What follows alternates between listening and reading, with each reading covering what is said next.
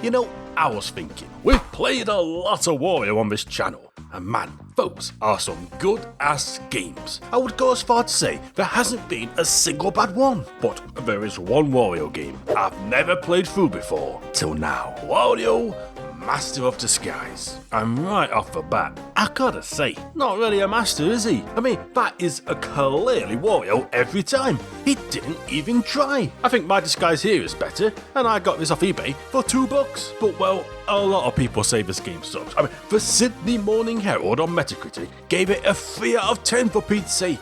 And as we all know, they are the most prolific game reviewers of all time. But is it actually a stinker? Or is it a misunderstood hidden gem? Well, let's find out.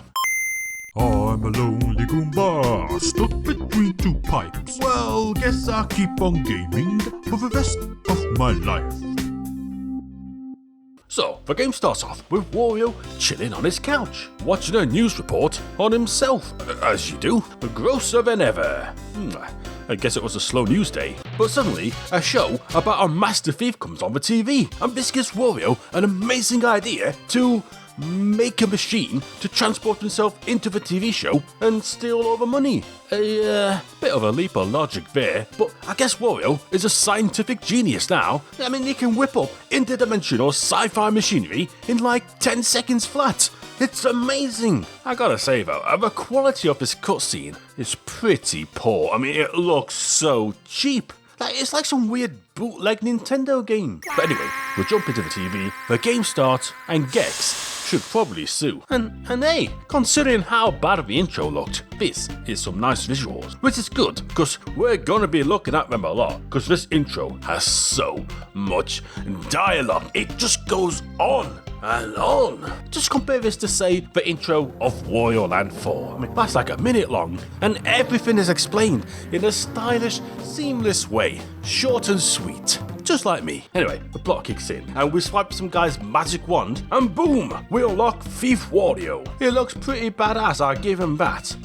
But man, the Purple Wind, that's the name we went with. I mean, it technically counts as a fart joke, but it's pretty weak. I mean, the punchline is just, he's purple and farts.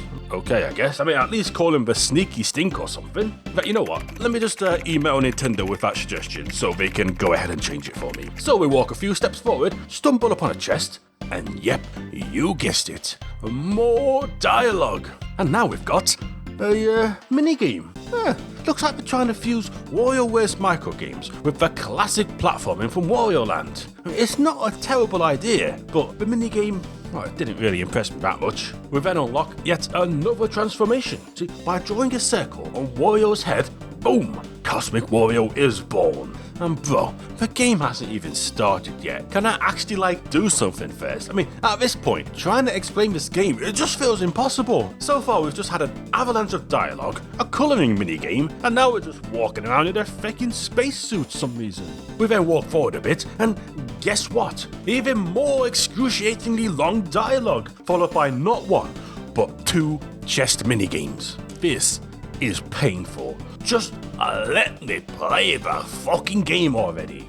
Guys, I'ma be real. This is one of the worst openings to a game I've ever played. It's just throwing a bunch of random shit at the wall and seeing what sticks. Eventually, finally, the game lets us actually move around. And yeah, the controls ain't great. I mean, it's one of those DS games, the ones that cram in bloody touchscreen gimmicks even when it makes no sense. You wanna dash us, Wario? Well, you've got a poke for touchscreen. It feels awful. I mean, how did you screw up Wario's iconic dash attack this bad? And everything else is mapped to your left hand. So, whilst you're awkwardly stabbing the screen with a stylus, you're also pressing up on the D-pad to jump. It doesn't feel good. My dudes, there's a perfectly fine L button here which isn't even being used. Why do I have to tap the screen to attack? There's a freaking L button here. So transforming does happen via the touchscreen, and it's not entirely terrible. I think Cosmic Wario can fire lasers by tapping around, which sounds cool in theory. And the top screen gives you a map. And yeah, the game's kind of structured like a Metroidvania. You explore, unlock new powers, that whole deal. And I'll admit it, I like that idea a lot. It seems like a natural progression from, say, Wario Land 3. So, we make it to the boss room, and it's that guy. Got some Dr. Wily ass shit going on here, and it's the first boss. And man, the music is going kinda hard actually, but the boss itself is just okay. You need to turn into Cosmic Wario, shoot the flashy things on his head, and then jump on his head. Simple. So that's level 1. Besides the soul-crushingly slow intro and the minigames, the game is not awful so far. Anyway, we team up with Count Cannoli to get treasure, and we're thrown back into the main menu. Clashing art styles, you'll love to see it. I am a bit curious why Wario has a bunch of scrunched up tissues in front of his TV. I mean, that can only mean one thing, right? Master of disguise, or more like master of debating. Am I right, fellas? Anyway, let's jump into episode 2. The purple wind stinks up a ship. And, okay, I guess we're back on that ship again. I mean, I can't stress how much dialogue this game has so far. Every single mechanic is explained to the breaking point. Even just picking up a gem from an enemy has a 2-minute cutscene. But finally, I get to actually talk about the game, and the basic flow is this: go into a level, explore a bit, open a chest, and play a crappy minigame to unlock a treasure. Now, minigames and Wario do go hand in hand, so it's not a terrible idea. I mean, pretty much every Wario Land game has had minigames to some extent, so it fits in. The problem is, right, there's only 8. Yep, 8 minigames. Now, this wouldn't be so bad if not for the fact there are 130 treasures in the game. Bro, they're milking these minigames for all they're worth, and they weren't even that from the first time. But let's just have a quick look at them all, shall we? First up, there's the tracing one, where you have to avoid lasers, and honestly, this is one of the better ones. Then there's a don't touch the sides path drawing game, which is fine. After that, we've got this weird one where stuff falls from the sky and you have to match it to the correct object. It's fiddly, it's slow, and it overstays its welcome, just like your mum. Next up, connect the dots, then bug squishing, and then one of those sliding games I'm convinced no one actually likes. We've then got a knockoff of that Mario 64 DS minigame, and finally, the colouring game from before. Now, at a first glance, these games might not seem awful, but they drag on forever. There should be 10-second breathers, not drawn out chores. And if you fail, you get kicked out, a bunch of bombs come out, and then you've got to wait for the chest to reset and then try again. It's a slow, drawn out process, so just don't fail, okay? And these damn chests are everywhere too, like in every single room, sometimes 2 at a time. It kills the pacing dead. You're trying to explore and have fun, and the game just keeps slamming on the brakes to make you play another bland minigame. And you can't skip most of them either, because some are required, like this one here that gives you the artist ability. Which sounds cool until you realise that you can't move and can only draw blocks. Riveting! Oh, and you can draw hearts to heal, if the game actually recognises your attempt at drawing a heart. Is this a heart? Nope. How about now? Nope. What about this? Nope. No. Okay, now it decides to work. So this didn't work, but this does. It don't make no sense. But yeah, abilities come at you fast in this game too. Just a few minutes later, we're handed Genius Wario, who lets you see hidden paths. I mean, sure I guess, but these powers are kinda underwhelming. One lets you draw and not move, and the other is so situational that it's collecting dust 90% of the time. Anyway, we make it to the second boss, and it's basically the same as the first boss, only now it has a hat. We smack him around, or grab with a stone, and surprise, surprise, it doesn't do squat. Because plot twist, turns out there's 5 of these suckers to collect, and only then can Wario's wish come true. And that's the gist of the plot, right? Honestly, the game does have a surprisingly fleshed out story, with each level acting like its own little episode while serving for the overarching story. But I'm not really going to talk about it that much. So, on to level 3, and now we're in a museum. This time around, we're snooping through exhibits or looking for clues. See, scattered around the place are these security doors that hit you with trivia questions about exhibits. So you've got to pay attention to everything. Or just look it up on Google. I mean, don't worry, I won't tell anyone, okay? But it's not just trivia. This level is also trying to be a stealth mission now. Keyword, trying. See, there's these security guards patrolling around. But honestly, they ain't really putting up much of a fight. And because the game can't go 5 minutes without adding more junk to juggle around, we get 2 more transformations here, which means, yep, more shapes to remember and draw. Whoop-de-doo. First up, we've got Sparky Wario. This guy's main gimmick is lighted up dark rooms. I mean, sort of. You tap Wario and it glows a bit more than usual. That's basically it. You can't move whilst you're doing it either. You can't even attack. It's basically completely useless. And we also have Captain Wario, which gives you the ability to float on top of water. Definitely worthy of a whole last transformation, I'd say. And you activate this by drawing Wario with a big stonking boner, by the way. Do with that information as you see fit. Anyway, this level doesn't even have a boss fight, which is a shame. Instead, you just need to answer some riddles. Well, I've got a riddle for you, game devs. Who thought this was a satisfying payoff? I spent 30 damn minutes in this level, and all I got was a bleeding riddle. I mean, these levels are long, man. This isn't something you can casually play whilst taking a dump. You'll end up with numb legs and regret. This game demands a 4 sit-down commitment. And a cushion. Next level then, and it's a nice stage. And look, it's around here that you start to realise the levels are kinda samey. I mean, they look quite nice, but they all follow the exact same structure pretty much. Granted, we have some cool sliding puzzles, which are quite clever, and we've got some interesting enemy designs. But overall, it's just getting a bit boring. We do get the Dragon Wario transformation this level though, and even if it's unintentional, it's a nice little callback from Wario Land 1. And whilst the level's boring, the boss is, well, it's certainly something. So we got this guy over here, right, looking pretty normal. Only he then transforms into, what the fuck is that? It then winks at us, it's drooling, and it eats us up. I know some of you sick fucks are into that, but no, it's a weird boss. The boss also highlights one of the biggest flaws of the game. The shape recognition is just kinda ass. It's not so much a problem in the levels, because you can just try again and take your time. But when the game's throwing a bunch of shit at you at once, it's a bleeding nightmare. Like this boss, as you're turning into Genius Wario to see which energy board to shoot, then you've got to quickly change into Cosmic Wario, and then you've got to change to Artist Wario, and then draw a block on the switch in the time limit. It sounds easy, but bro, it don't work too good.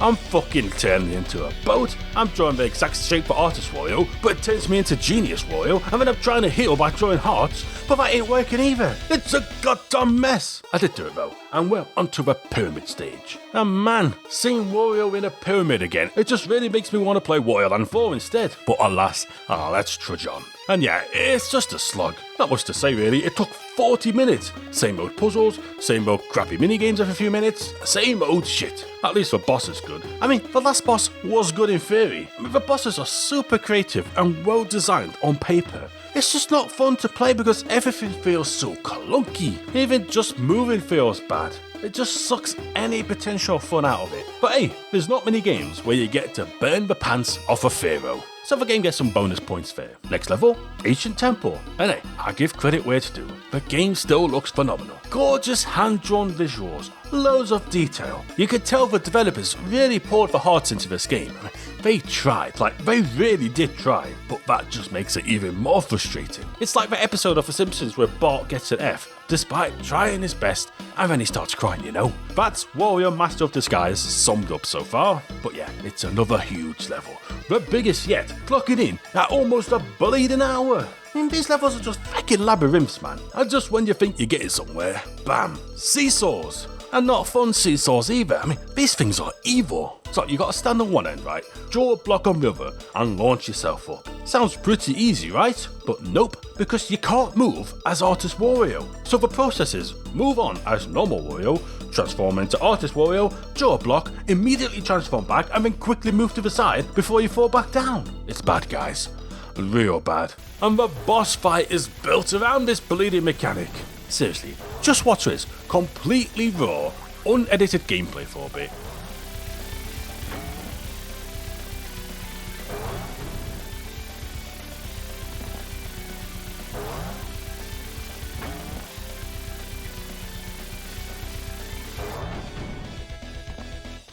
Now tell me, did that look fun? Did that make you want to rush out and play the game yourself? Probably not. Well, maybe, just to see if there's a skill issue or not. Anyway, on to episode 7, and it's the obligatory lava level. We also get an upgrade to Captain Wario, and can now go underwater. Or, lava. Almost this entire level takes place under lava actually, which, I mean, usually I hate water levels in games, but at least we don't need to transform constantly. You're basically stuck as we sub the entire level. Never really took Wario as being a sub, but here we are. The boss on this level is amazing too. The design is just so bizarre and unique. A giant robot head with that hand tongue, that's the perfect amount of quirky. And you beat it by drawing a poop into a toilet for some reason. Don't question it, it's the most fun I've had this entire bleeding game. We then find ourselves at a ghost level, which starts pretty normal, you know, what you'd expect. And then, dolphins. Hold on a second. Just trying to figure out what the connection between a jacked up dolphin is and the afterlife. Wait a minute, that one has an afro. Fucking disco stew over here. I'm so confused, man. I'm so confused. But I'd wish the game actually had more stuff like this. This level, I'd say, is one of the best, if not the best so far. I mean, it's a bit shorter than usual, has some nice puzzles, it's got dolphins. It's not bad, and it only took 36 minutes to get to the boss. So, do you want to take a guess how long this boss took to beat? Yeah, 33 minutes. The boss almost took as long as the bleeding entire level. But why?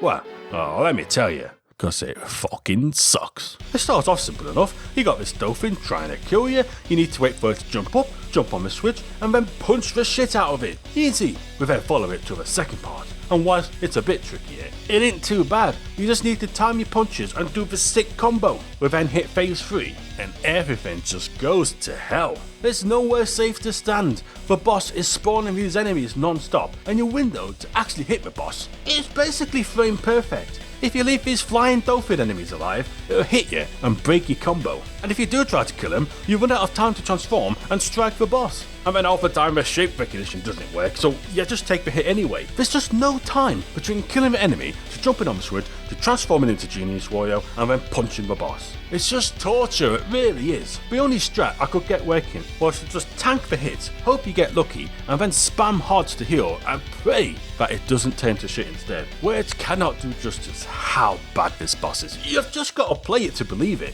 Or better yet, don't. I mean, just spare yourself. This boss is actual suffering, digitized and sold in a plastic case at an affordable price. But finally, we get to move on. New level, and it's a castle setting again, and we kick things off with a surprise boss fight. It's Count Cannoli again, and it's laughably easy. But honestly, thank God, I'd take a mercy kill at this point. Then the level goes full sci-fi. Like, suddenly, we're in some futuristic base. And hey, we unlock the final transformation. Wicked Wario. That's right, Wario can fly now. Pretty cool, right? Wrong. See, you have to blow into the DS microphone to do it. Why? I'm like 6 hours deep into this nonsense. My soul is fraying. And now you want me to perform CPR on the console just to fly. Look, when I said this game blows, this isn't what I had in mind, okay? And here's the thing, it looks fun, right? That's the worst part. Watching it, you think this might be some hidden gem. It's got gorgeous visuals, cool set pieces, it looks okay. But I don't think I've ever seen a bigger gap between how a game looks and how it actually plays. It's like the game's catfishing you, I'm serious. So the boss here is that guy again, only he didn't transform into, whatever the heck that thing was. This time, it's a race. Not just a race, but a special race to see who's the fastest. Think Metal Sonic from Sonic CD, but Wario-fied. You're dropping through platforms, you're laying blocks to trap him, you're transforming like a madman, you're swimming, you're punching switches, you're flying, you've got to be fast. And of course, if you screw up even once, you're done.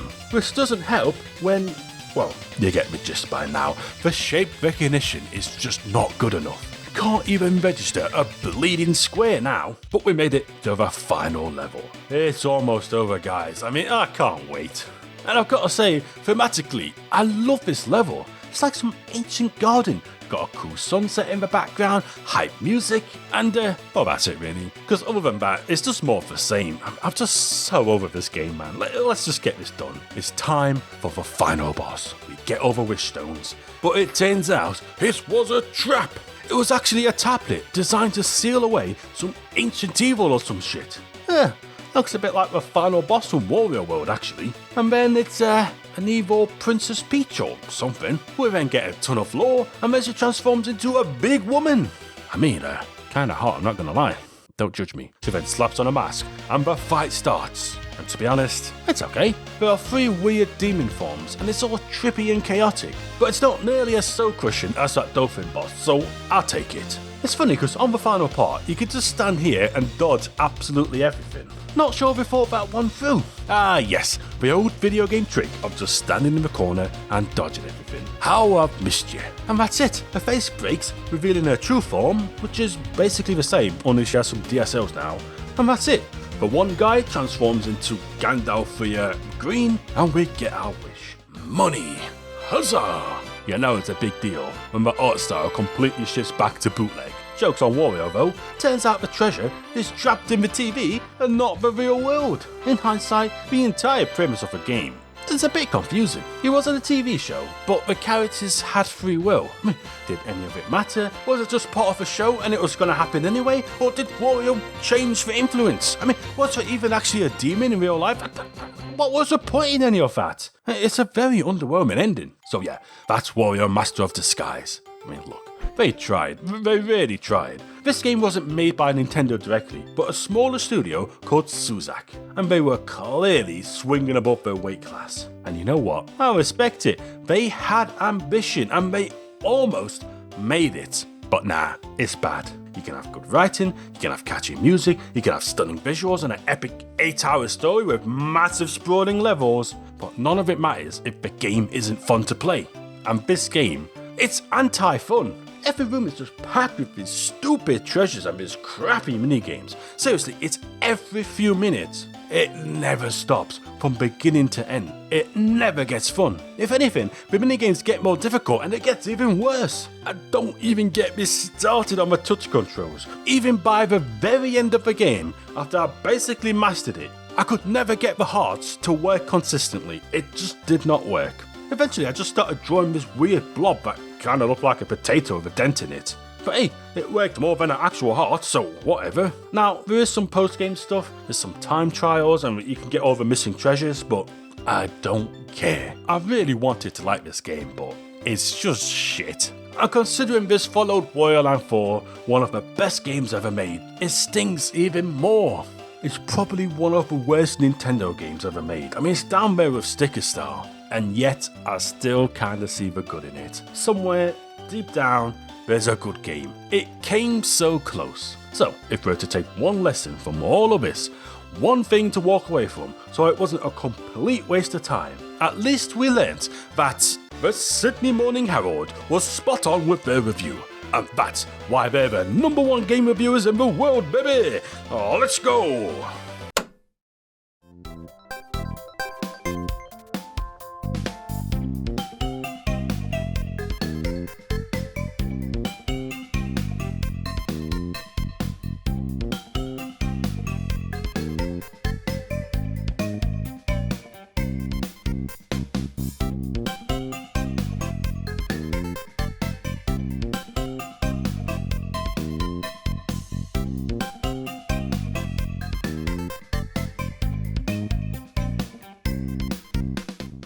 And the Goomba of the month is Matt Houghton.